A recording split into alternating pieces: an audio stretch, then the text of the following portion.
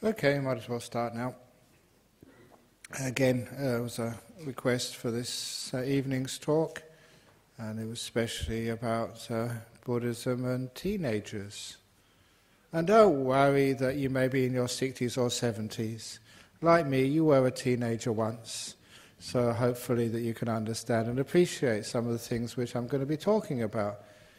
I know that people think that teenagers aren't really interested in religion at all, but I always recall a psychologist telling me of some research amongst young people who say that when our boys and girls get towards the age of 15 or 16, they become very sensitive towards spirituality.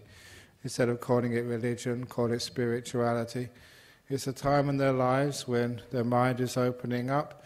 They're not just interested in the other gender, they're also interested in just the meaning of life. And they will be seeking somewhere, somebody who gives their life some meaning. Obviously, sometimes that's in music, sometimes that's in a few beginnings of relationships. But it's also that spirituality is something which they are open for, if it is presented in an interesting, entertaining and fun way, because you know kids would hate getting bored, just like you guys hate getting bored. It's one of the reasons why people keep coming to this centre, because every now and again I tell a few jokes, funny stories, to make it interesting. The last thing you want, is to come to a place and just fall asleep. And that's the same with kids. I mean, they don't fall asleep these days, they just get onto their smartphones and text each other. But certainly they're not paying attention. So it's kids, they do like some spirituality, but one of the problems is it may be put in the wrong way. And especially for those of you who are coming from an Asian background, you have to make a difference between culture and spirituality. Culture really turns our teenagers off, because they're trying to find their own culture, basically trying to improve on things, which is marvelous, questioning things. And culture is sometimes something far too rigid. It doesn't really fit the teenager that well.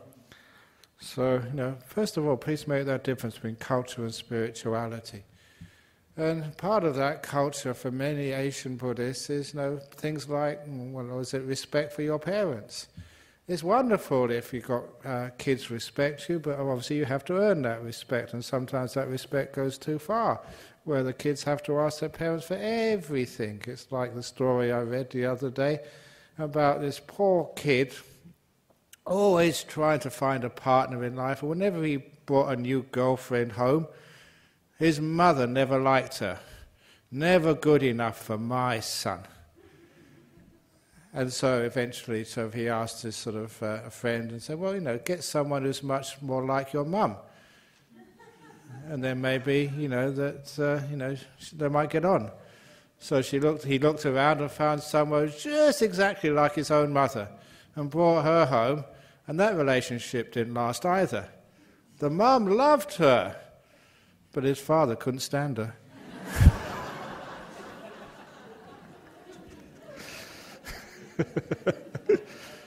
So you can't please your parents.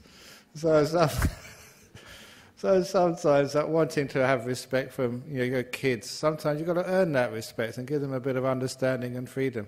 But the spirituality part of it is important, because this psychologist said around that age, 15, 16, 17, our kids are very interested in spirituality. They want to give something which gives their life some meaning and answers some of the difficult questions in life. And what's really attractive with a teaching like Buddhism, it's not so negative, it doesn't put people down. At least it shouldn't be putting people down. Because I always feel I feel a lot of sympathy for children, just the way they speak to each other and the way they're spoken to by their parents. Still remember in the olden days, I remember coming from someplace in the western suburbs. I think I was giving a talk at a school and I had a bus ticket, so I got a bus back to here on a Friday afternoon to give the talk. And I just happened to be sitting behind two girls as they were coming home from school. These obviously close friends, maybe about 14 or 15. And just listening to the way that young schoolgirls talk to each other. And one said to the other, yeah, you'll never get a boyfriend, your breasts are too flat, and your nose is too big, said the other one. And they went on like this for all about 25 minutes when I was listening to them. And if this is how friends talk to each other, imagine what enemies would say to each other. You poor kids at school, you never, never, never get enough praise, not even from your friends. And so sometimes I feel sorry for our teenagers. They catch it from their friends, they catch it from their teachers unless they get straight A's, they catch it from their parents when they get home. These poor kids are never good enough. And I can't resist telling the old story that I knew that. I was sensitive enough that when I was a school teacher, I could never really be too critical of the kids because I knew what they would get from the other teachers, whether from their parents, even their friends. I'd always try and build them up, no matter what they were doing. And of course, a famous story, when I was teaching my class, I was a teacher for 1 year, there was one of the children in my class came bottom of the class. Have you ever come bottom of the class? I had a class of 30 children, and this poor boy came 30th in the class of 30. And I could imagine what he was going to get from his parents that night. So I wasn't going to let that happen without sort of helping this poor kid. I'm compassionate. You're supposed to be kind, build up people, teach them some spirituality. So I went up to this kid after I'd given out the results for the end of the year exam. It was only like 14-year-olds, what's that, grade 9s or grade 10s or something, not really that important. And, when he found out he came 30th, he looked really miserable and upset. So I went up to him and I decided to teach him some Buddhism, some spirituality. Especially I taught him about the idea in Buddhism of the Bodhisattva. A Bodhisattva is a being who sacrifices their own happiness so others won't have to suffer. And I said that you are like this Bodhisattva, that this year, intentionally, deliberately, on purpose, you decided to become bottom of the class, so none of your friends will have to suffer what you're going to get this evening from your mum and dad. All these other kids are so selfish, all they ever do is think about themselves and their grades, and you think of other people. You are the real Buddhist, you're the Bodhisattva, you are the person who's going to do really well in this world. And I told him, I'm going to put your name forward to the principal, to the headmaster, to get this year's Bodhisattva Award prize. And I'm just putting it in a different way. So you come bottom of the class, so what? But I always told him, this is one of the most important things I told him, I said, but, you can only get the Bodhisattva prize once in your school career, don't do it again. But straight away, I was giving him some spirituality. Yeah, you came bottom of the class, so what? Is that the end of the world? Why focus on the faults? Why not focus on other things in your character, not just your school results? Is your school results the be-all and end-all of success in life? Isn't there something more important? That's what I'm trying to teach the teenagers. It's not just about your grades. And, you tell that great book by the Buddhist Daniel Goleman, Emotional Intelligence. It's a classic book which showed that people who do well in life are not just the people who get straight A's and go to good universities and get these first-class honours. Just because you do that doesn't mean you're successful in life. Look at me. No wife, no family, no money, no assets. It's not those people who do well in life. The people who do well in life are the people who have this emotional intelligence, who have these things called resilience. So you become bottom of the class. How about looking at something else? So your team loses the match. So your girlfriend dumps you. My girlfriend dumped me many times. Actually, not the same girlfriend, only different girlfriends dumped me. But, I dumped a few of them as well. Fair enough. It's karma. Works its way around. But, so what? So that resilience is something you get which we call the emotional intelligence And that is what we want to try and impart on our kids. It's not just in school. School is so one-eyed. Education, just passing exams is all you teaches you. Can't there be something more? You know, a long time ago, if there's anyone from the education department here, sometimes it's like banging my head on a brick wall, but nevertheless, keep on saying this. Why is it that at our schools we always praise and reward personal achievement and never the ability to cooperate with others? Why is it that when, say, your kids do the year 12 exams, they are competing against their best friend? Isn't that really rotten? It's maybe a person you've grown up with, you love them, you care for them, your best friend, and you just can't share information. You've got to compete together for the university place.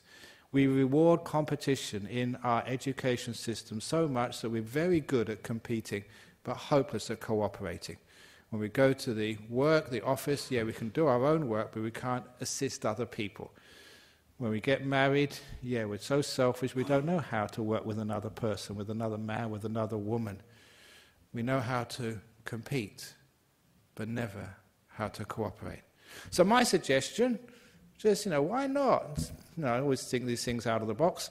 Why not at every year, especially at universities, especially year 12, 70%, may I just say 70% or 60% of your final score is your personal marks, what you've actually done in the exams.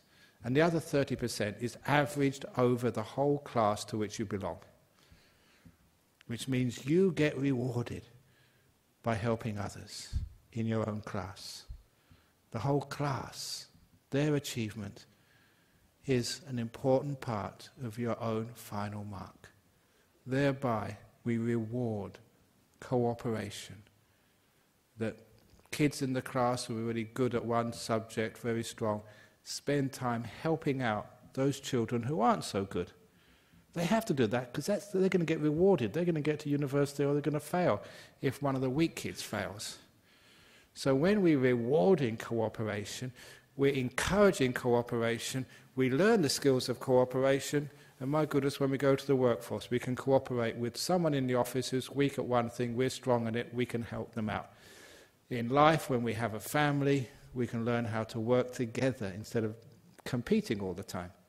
So those are actually little spiritual things which we can add, to the experiences of our teenagers, which will make their world a better place and also will make our world a better place when they graduate and they get into the workforce, and when they get married, when they have friends. They're not so competing to be the best all the time.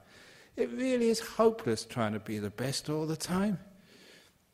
It's so hard being a monk, trying to be the best monk.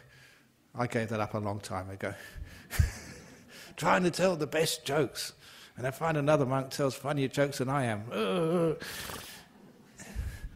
We don't try and be the best. We're trying to cooperate, in a monastery. This is the emotional skills which we learn.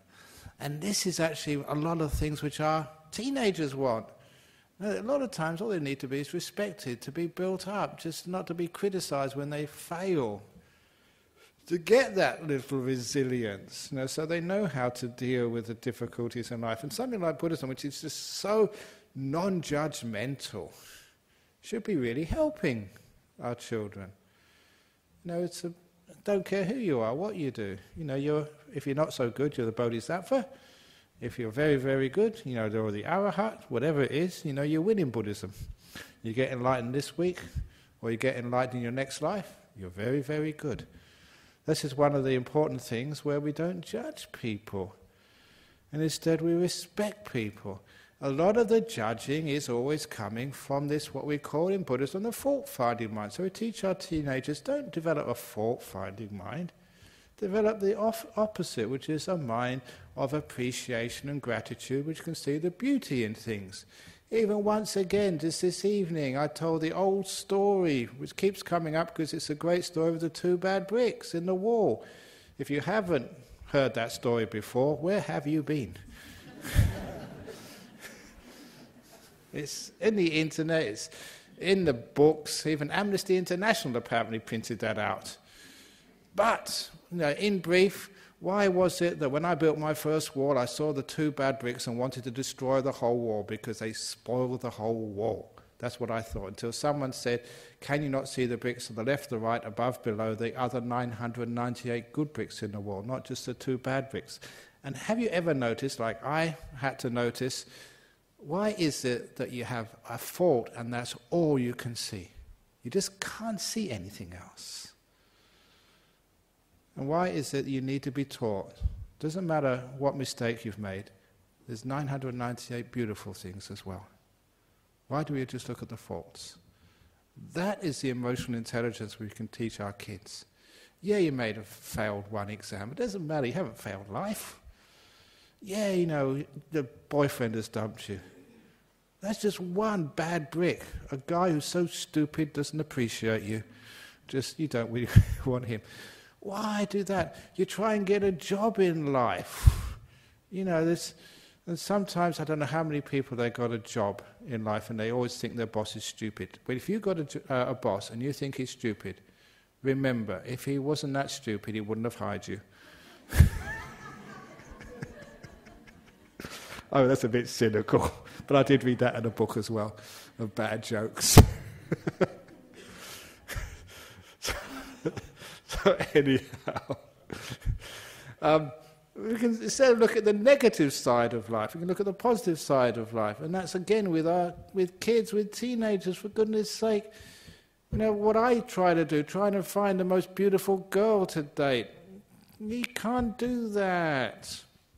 Trying to find a beautiful one was almost impossible. I could never find them. There was always something wrong with them.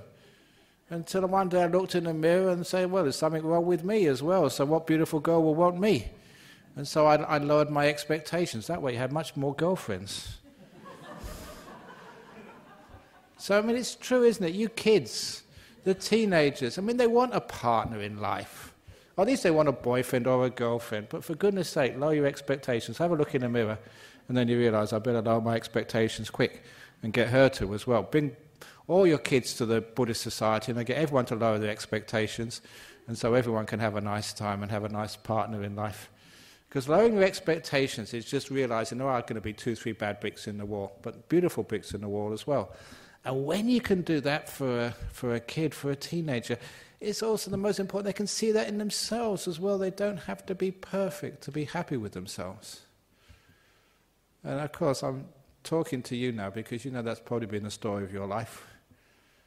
Never good enough. You're trying so hard for your parents, because kids do love the parents. Don't ever think they don't. They really care for you, but sometimes they just don't show it. But they do. Just like you love your kids. Sometimes you don't tell them. It's there. But sometimes we always feel the impression we come is always told off, always rejected. It's never good enough.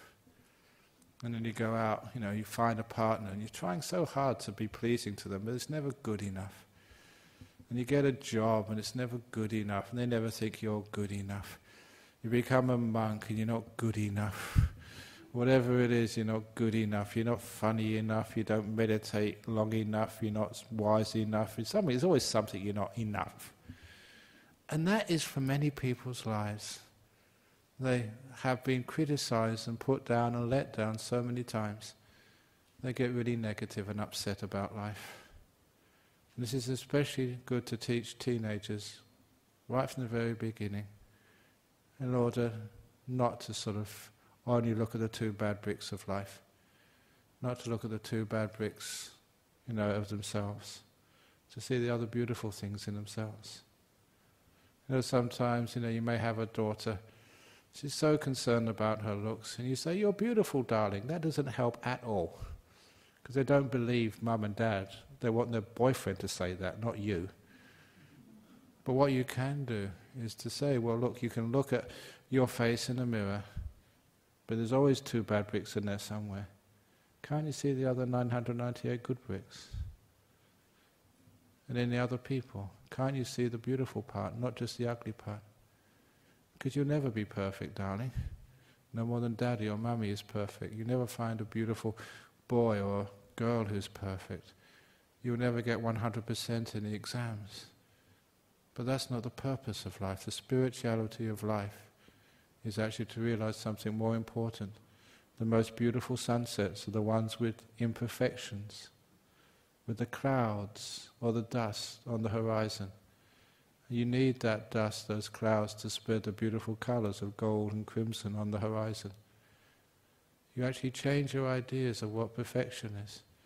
It's not just what is measured in the exam results. It's not what you can measure on the sort of the glossy magazine covers. That is not the definition of beauty. And once that is known by teenagers, it changes a lot of their attitudes towards life. They don't look for beauty in what is called perfection. They don't always have to be number one. Instead, they learn about this beautiful thing of compassion and kindness. It's compassion and kindness which makes people beautiful, not makeup. It's compassion and beautiful which makes people attractive. Not just expensive clothes. Expensive clothes and makeup, that can't hide the real person. So often with teenagers, I've just... a few times, as a Buddhist monk, sometimes people put you in difficult situations. They say, come and give a talk. And sometimes it's to people you've never given a talk to before. I was invited in Kuala Lumpur. They say, you're free this afternoon, come and give a talk to this youth camp. And they had about 300 kids from 15 to 25. And I didn't know what on earth I was supposed to do, with no preparation at all. And so one of the things which I did do was actually separate them, boys and girls on one side, boys on one side, girls on the other side, sorry. And I did a very simple exercise. I said, okay boys, what type of girl turns you on? What girl is hot to you? And I did this because I remember when I was growing up, I didn't know what I had to do. No one told me how to be attractive to a girl. Should I have expensive hairstyle, or should I wear sharp clothes? Should I be macho like Bruce Willis? What should I do? No one would ever tell me. And it's a waste of time asking my fellow boys. They were as stupid as I was, and I was too scared to ask the girls. So this time I actually asked the girls, okay, what type of boy would you like? And all the boys were paying full attention.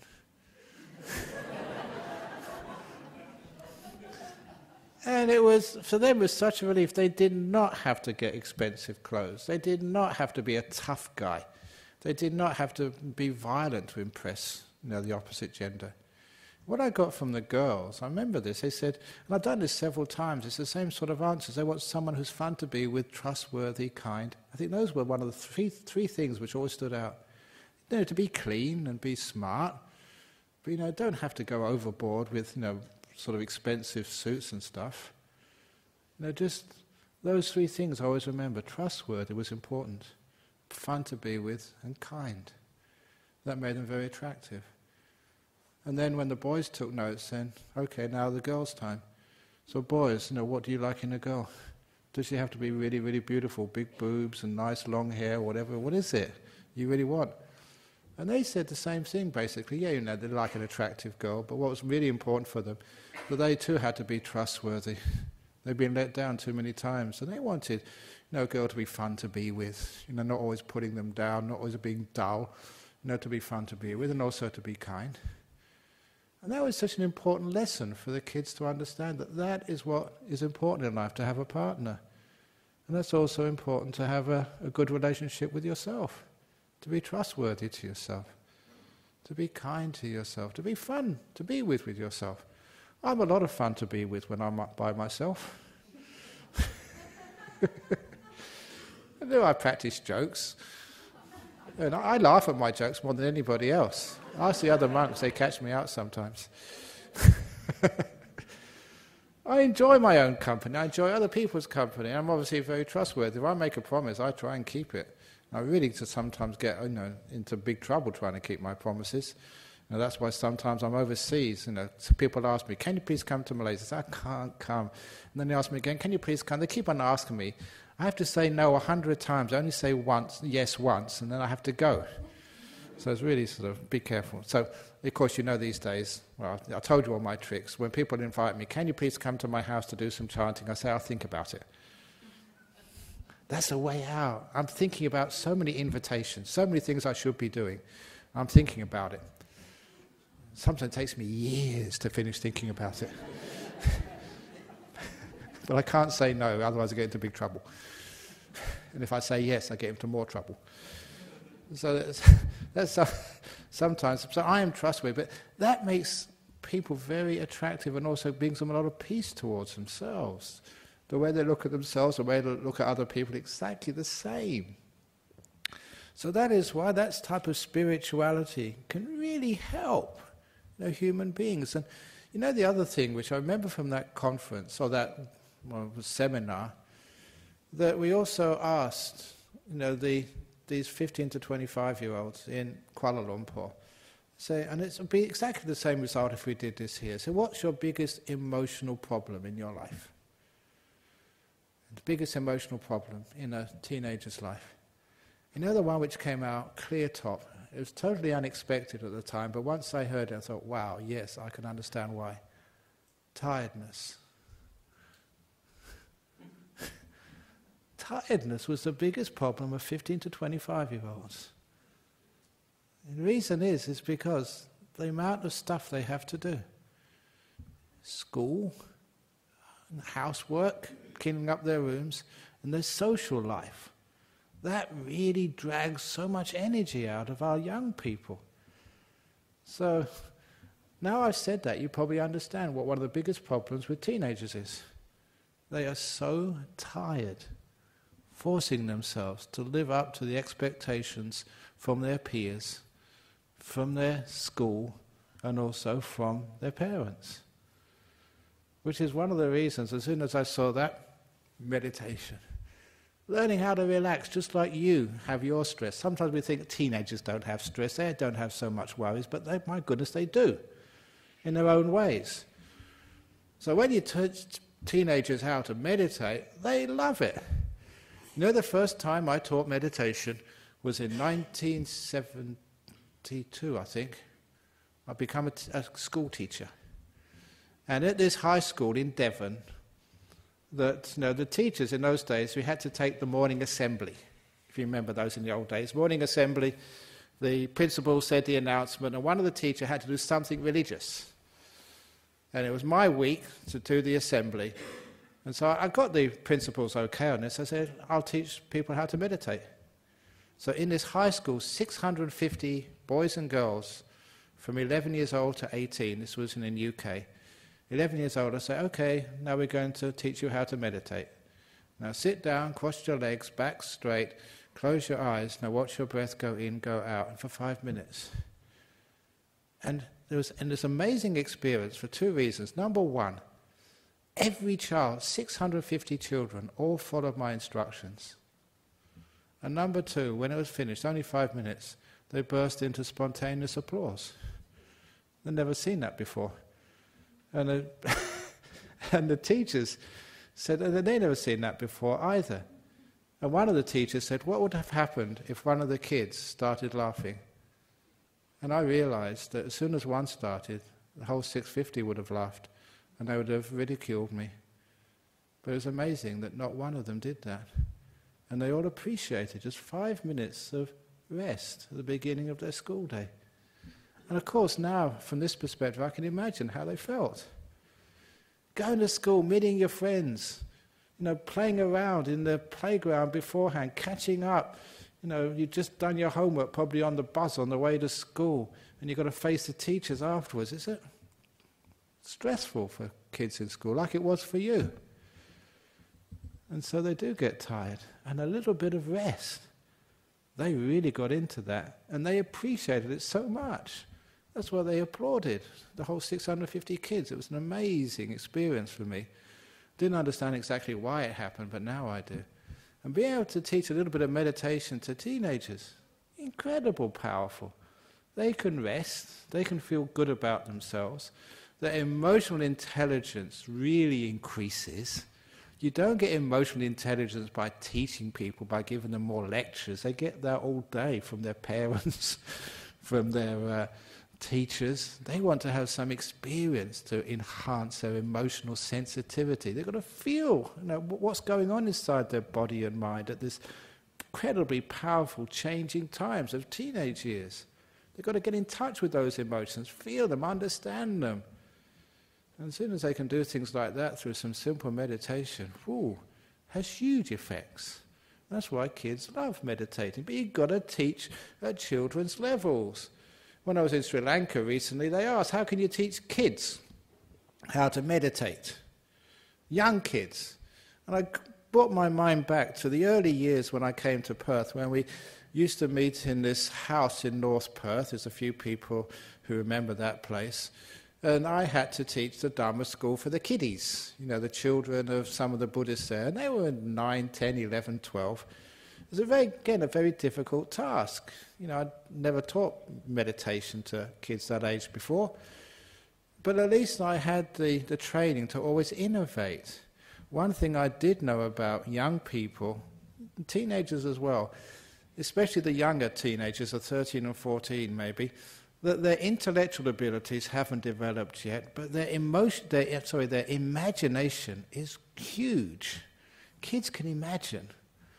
So instead of teaching people to watch their breath, I taught them this beautiful imaginary exercise. This was in North Perth, 30 years ago. I said, sitting down in this little room, there's about 8 or 9 of them. Close your eyes, relax the body, relax, relax, relax. Now imagine yourself, I'm going quite quickly, floating out of your body and going over to the beach. Because kids love the beach in Western Australia. Going out past the beach, you can see your friends playing by the beach and in the surf. Go way out into the ocean to your place, your private place, and you just fall into that water. It's just warm and still and calm. You look around and there's no one else around, no ships, no other people, no parents, no teachers. This is your special place. And there's a beautiful, warm, soft breeze coming over the ocean.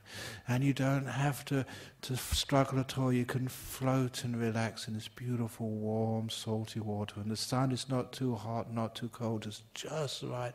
And I go on like this for about 10 or 15 minutes.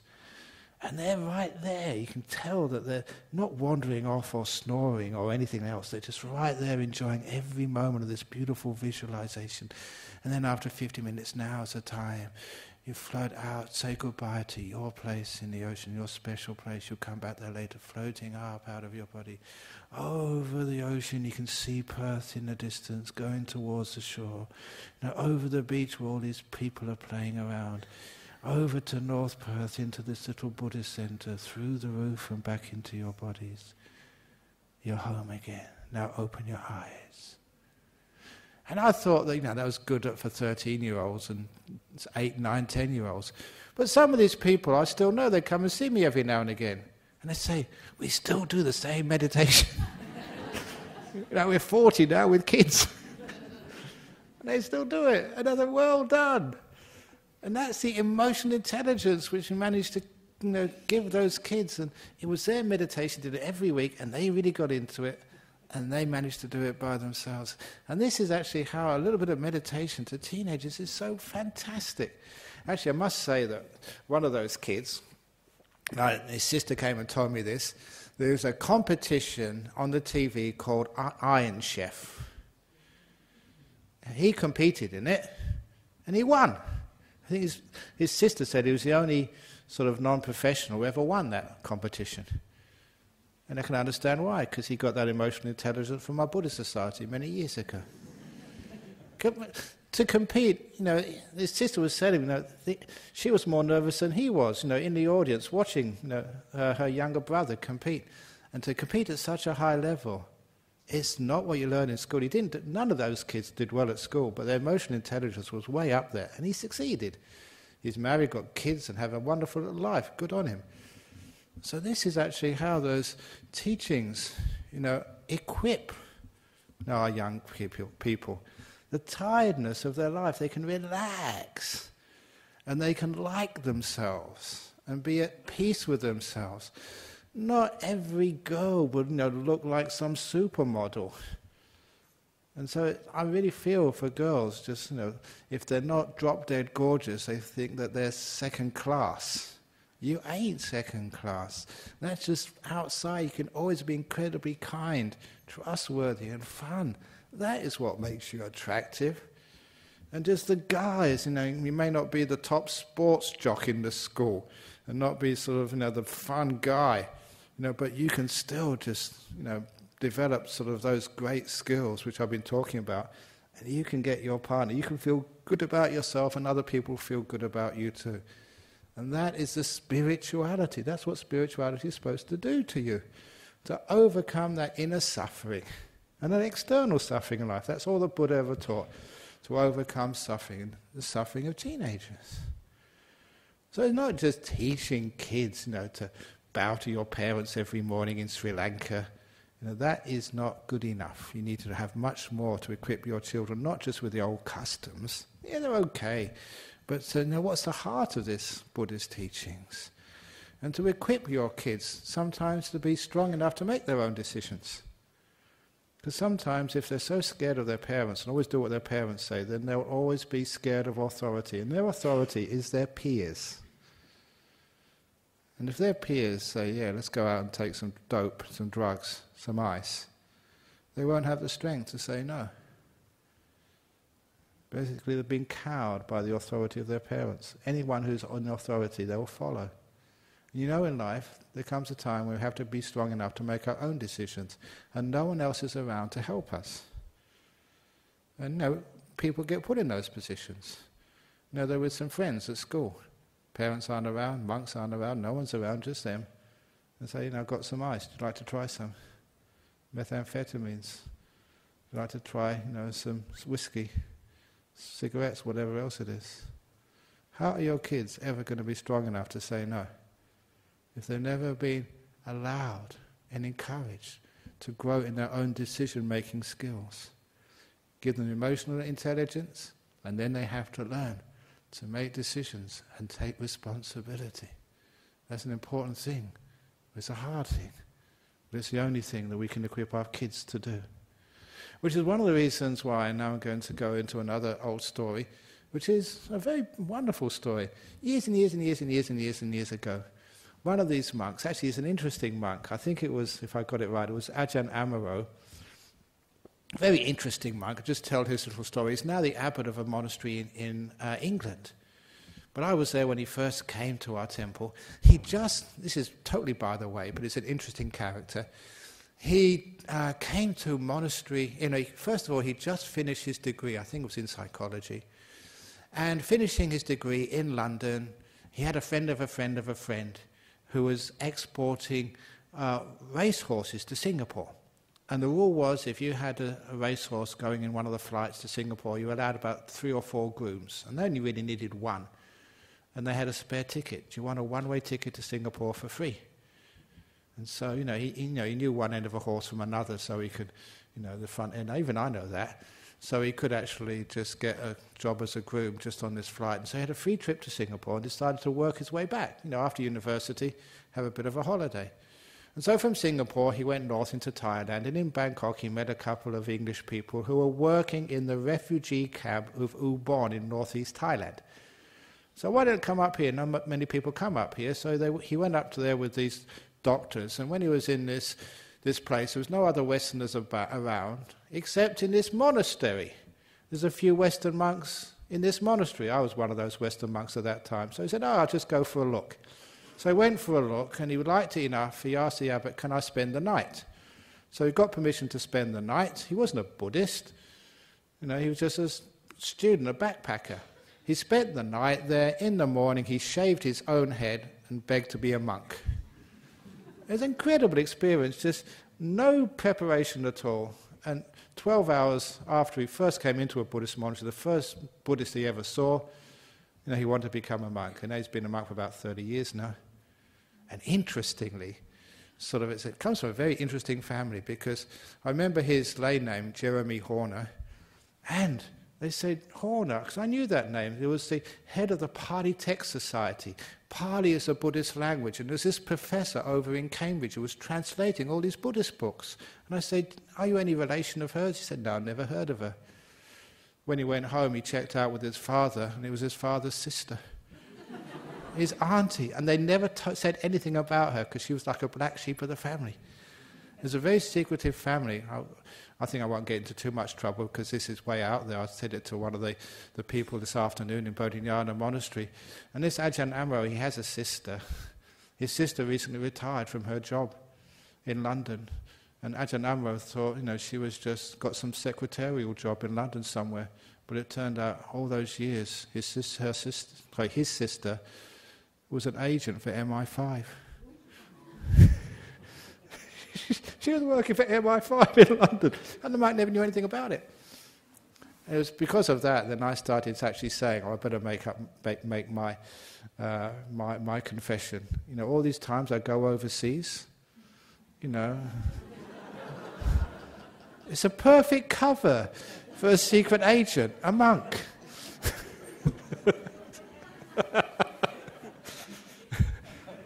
When I go overseas, I always go by myself.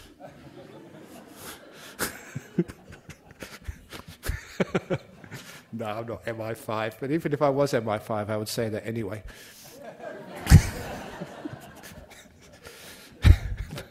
But anyway, I've got to go back to the topic of the talk.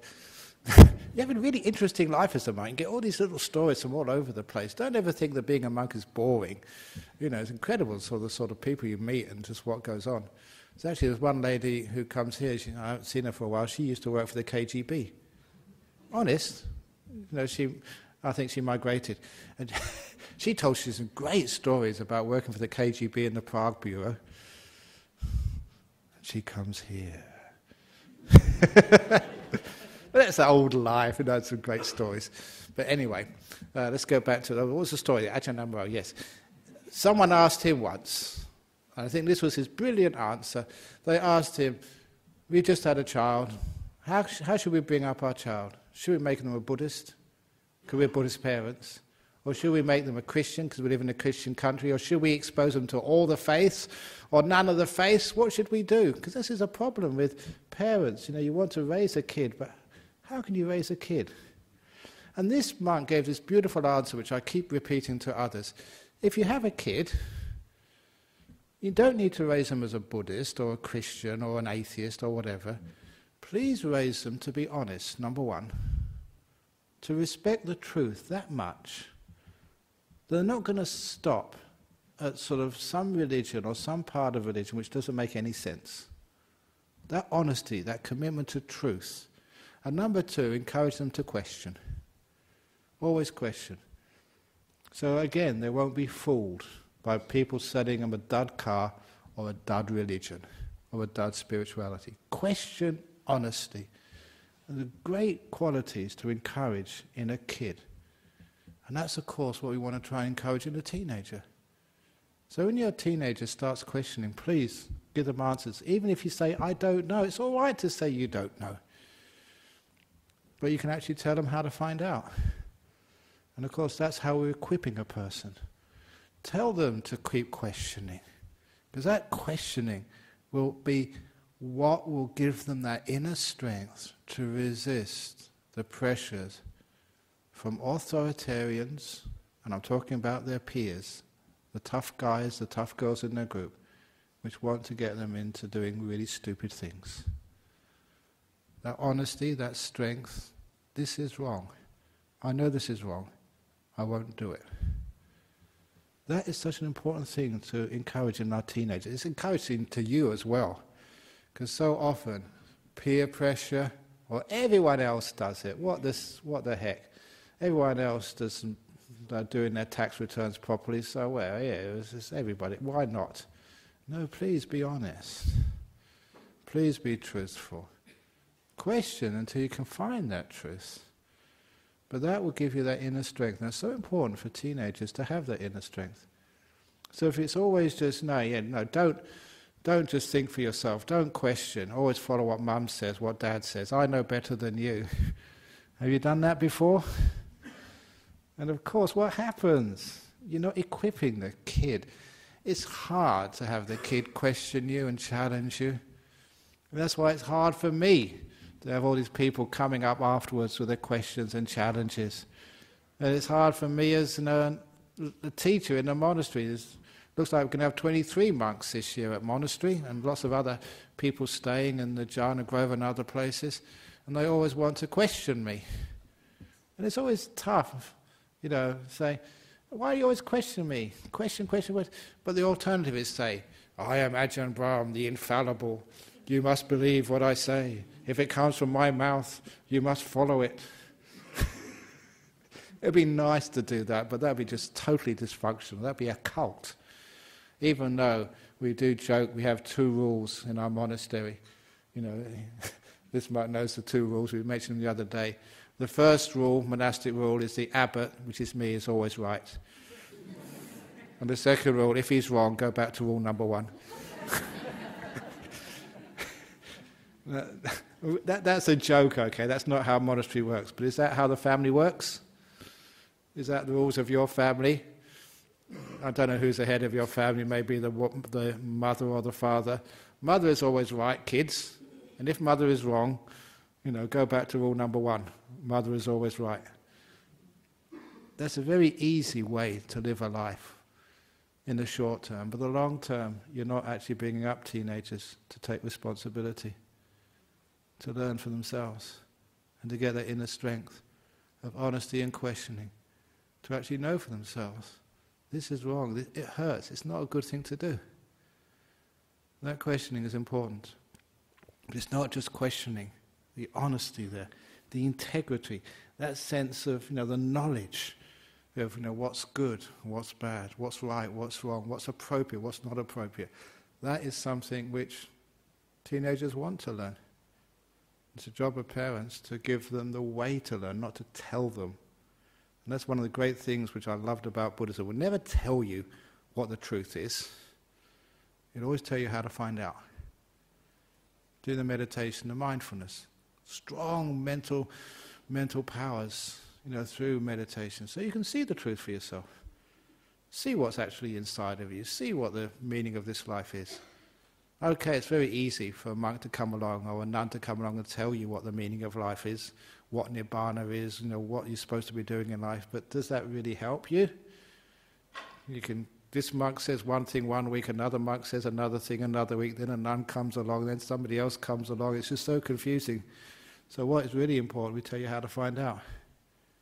And that's exactly how we tell our teenagers as well.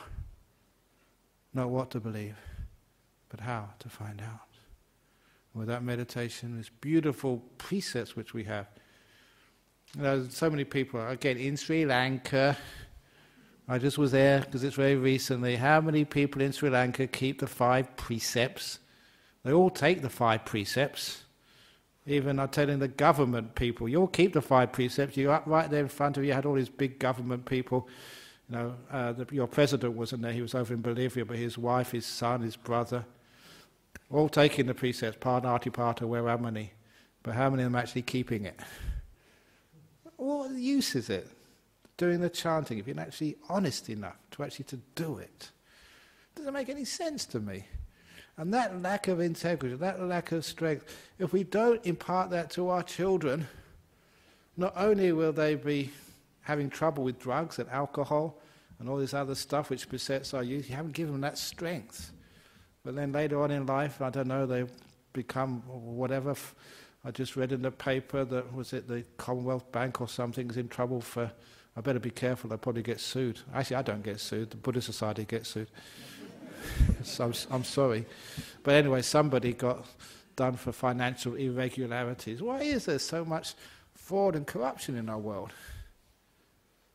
And it's because we're not teaching people to know the honesty and to have trust in that honesty and see the results of the goodness in the world. Law of karma, you can see that very easily. There's so many little instances of when you are kind, you get something beautiful back. When you're generous, you get things back. Just when you're just a good person, you have a much happier life. It's so easy to see. that we can teach our kids that, our teenagers that, and give them the purpose, the meaning of being a good person. Just simple things, being trustworthy, being kind, being fun, makes you more attractive to the other gender. That's a pretty good incentive to teenagers. Not only that, it creates much more happiness for you in your life. You can see that. So that is a sort of a spirituality, in Buddhism for teenagers, which makes sense. And when you do that, like I did when I was a school teacher, or when I teaching meditation, one of those kids, I saw them years later. I was visiting England, and this happens to you again and again and again when you get to my age. Someone comes up to you, do you remember me? Oh, please. Look, I was on Sri Lanka, 10,000 people came to my talk. And one of them comes, do you remember me? I was at your talk in Mahavagama.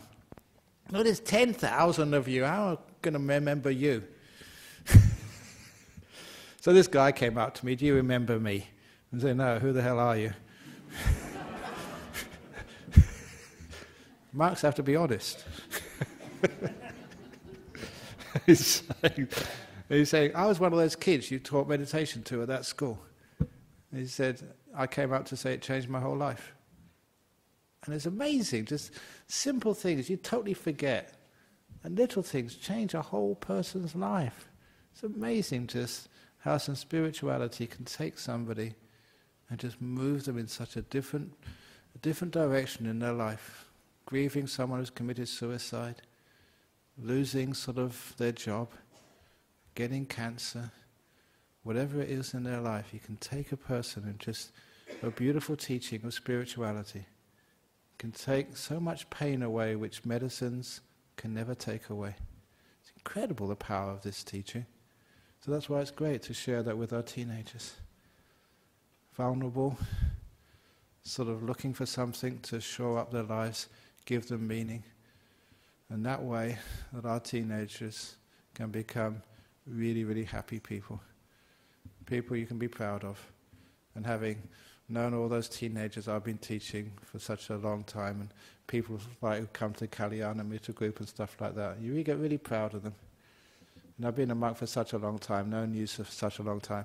Some of these people, they're like I'm more like a godfather to them, part of the family, and I'm very proud to be their monk. When they say that, you're my monk. It's like, grandfather, grandmother, uncle, another part of the family. And I'm really proud of that, so you can really help out and serve and look after. And we've got many other family monks and nuns to help and serve your teenagers. So when it's like that, our teenagers have a wonderful life. Mum and dad are happy. Teenagers live a beautiful life, really rich, fulfilling, meaningful. And the monks, your monks and nuns here, get this real big happiness in their heart. We've helped. Thank you for listening. So, very good. Okay, we're getting some questions from overseas. And then questions from inside the room later. Only one question again. From England. I have a lot of hostility developed through too much negativity and threat when I was young. Yeah. I am a man now, need to abandon it, but I'm not getting anywhere. Okay, then this is the problem when, as teenagers' years, that we are treated badly. It's not really badly. This person, Morgan from England, look, what happened to you is people didn't really know what they were doing. Maybe parents, teachers, friends, they were just as deluded as most ordinary people, so they didn't mean it. It's not intentional. When I say that, it means you can start to give some compassion and forgiveness to your past. If you think that someone really meant it, they did it on purpose, it's very hard to forgive. But when you give people the benefit of the doubt, they may have been crazy, they thought it was the only thing they could do, they thought it was the right thing to do. They were wrong, but that's what they thought. They thought they were trying to do the best for you. Even stretch it so far to give them the slightest benefit of the doubt. Because when you give people the benefit of the doubt, it's easier to forgive, to let go. And that's what I meant by softening your past. What compassion does There's no dog. The dog barks, that's what it does. Sometimes the dog bites. Why did it bite? Maybe because it was very badly treated when it was young. And so if I see a dog like that, biting and barking, you realize it's not a bad dog. It's a dog which has been badly treated. And then that's an example of how I can forgive and let go. And so it doesn't sort of stay with me day after day, year after year. So learning how to, what I call softening the past with compassion, with forgiveness, benefit of the doubt to people. You made a mistake, yeah. You thought it was the best thing at the time. It was a stupid thing you did. But 2 bad bricks in the wall doesn't make you a stupid person, because you did a bad thing. So please give yourself the benefit of the doubt. Why you did that, the situation you were put in, difficult circumstances, I don't know why. But then when you give that type of compassion and softness, compassion is what forgives, what can understand, what can see the bigger picture. Compassion sees the 998 good bricks, not just the bad bricks. And that means you can forgive and let go, just like I could let go of my wall. The 2 bad bricks, that was obsessing me for months, literally. Giving me so much negativity, and it was my fault, stupid monk. And when I sort of gave it some compassion, it's okay, it's only a wall. There's 998 good bricks, that's a pretty good job. And then that meant when I softened that past, the wall vanished. For years I didn't know where it was. I just dropped from my memory. People would come and say, "Where's your wall? We want to take a photo of it." I've forgotten where it was. I think it's over in the ablution block now, the monks' toilets. But you can't go down there anyway, so that is actually how to do it. Please, compassion, the kindness which you'd have, to someone you love very much, or maybe to a pet. Sometimes human beings can find it much easier to have compassion to a dog or to a little cat than they can to a human being. But at least you know what compassion is, kindness. If you have a little, say, dog and it poos on your carpet, yeah, you're a bit upset, but you don't kill the dog. Just what dogs do. And so, you're kind to it. And so then you can forgive it and let it go. It's just a dog. May have been sick. In the same way that you can do that to your past. Soften it with compassion. You can't just say, "I'm going to let it go. Let it go. Get out of here. Go!" It's got to be softened first of all. And then it's easy to let go. Hope that helped. But it's much better if we don't have those bad experiences when we're young. Remember what I said today, this really great insight. This comes from kids, revelation. Their biggest emotional problem is their tiredness. Maybe he didn't understand that before, but now you mention it, and oh yeah, I can understand. It's one of the reasons why they get angry and grumpy. Tiredness, that's all. Okay, any questions from here? Going. Quick one, Peter.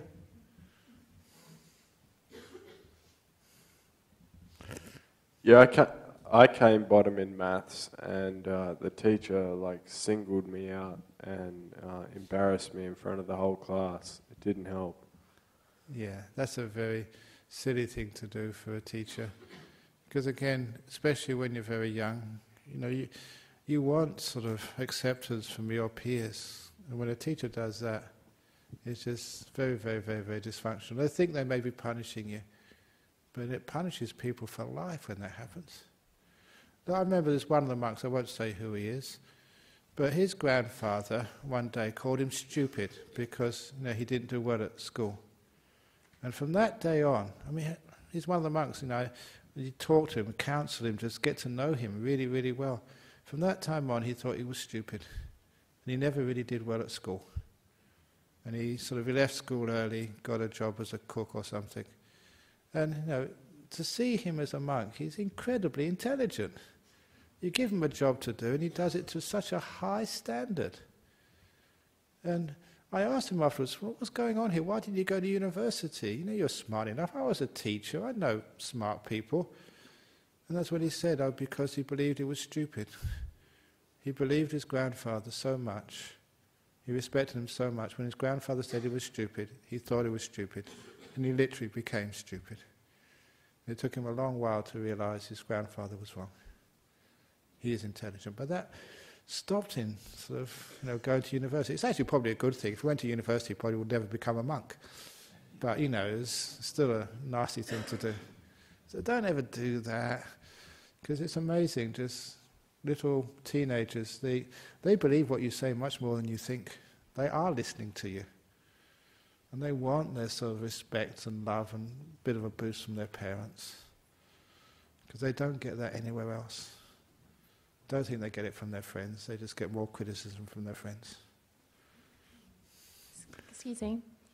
Yeah. I have a good news story for you. It's not so much a question. I'm a teacher, and I wouldn't be surprised if there's quite a lot of teachers in this room, actually. Yeah. And just a comment on what we value.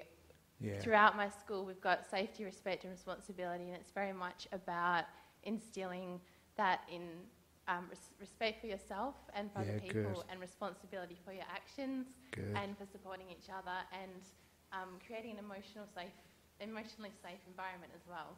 Yeah. So, just on a positive note, I think schools are a lot more aware about being sensitive to criticism, public criticism as well. We always try and have private conversations rather than public embarrassment. Very good. And we also do meditation. Yeah, So very good. and it's not, but I'm conscious of not making it particularly religious, but there's a lot of high need kids, and they really benefit from. They benefit from it enormously. But against all that, you still got the Year 11 and Year 12 university entrance exams. That's true, but I'm in primary and I'm already preparing our Year 6, 7s for that, and getting them aware about strategies for stress management. And yeah, it's very good. But it's a shame we can't do the same things in high schools.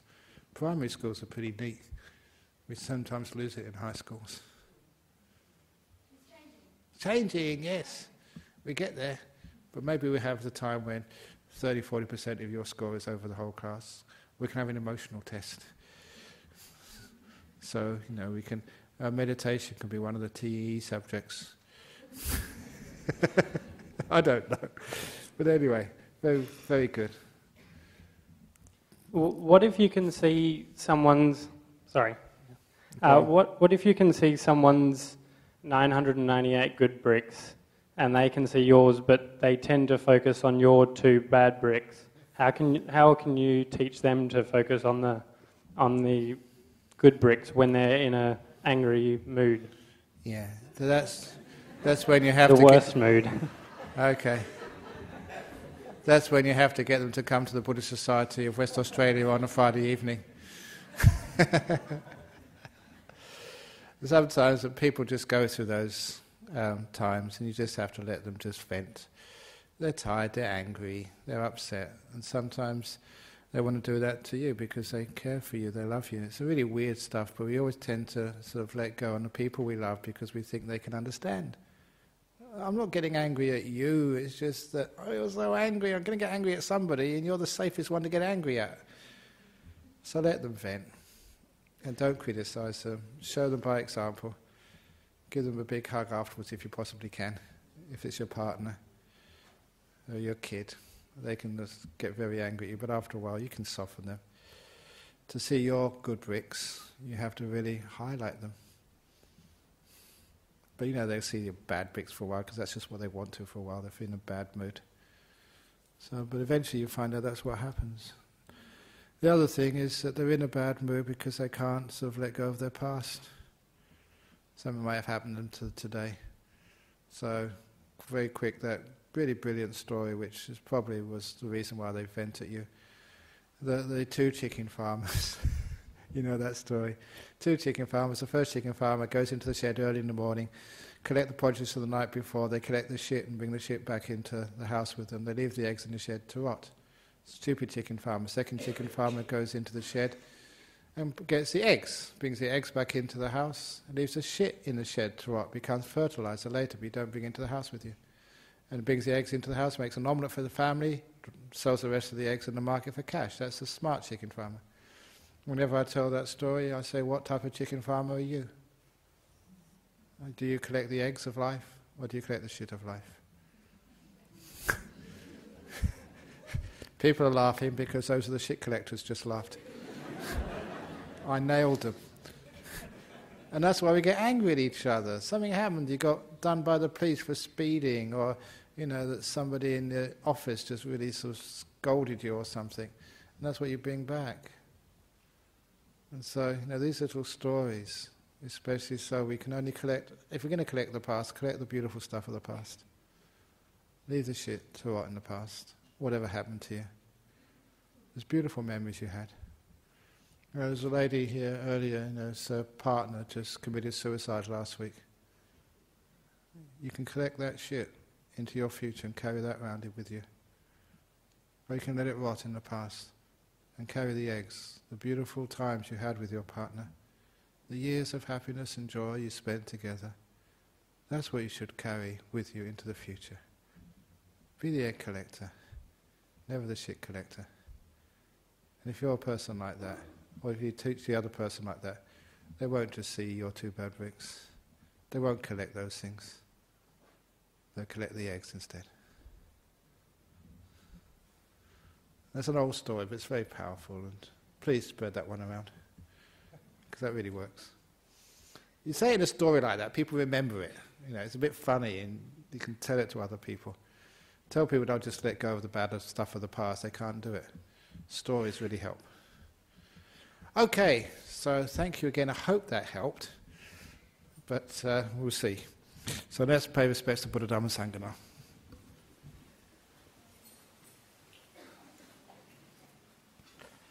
Arahang Sama Sambuddho Bhagava Buddhang Bhagavantang Abhivademi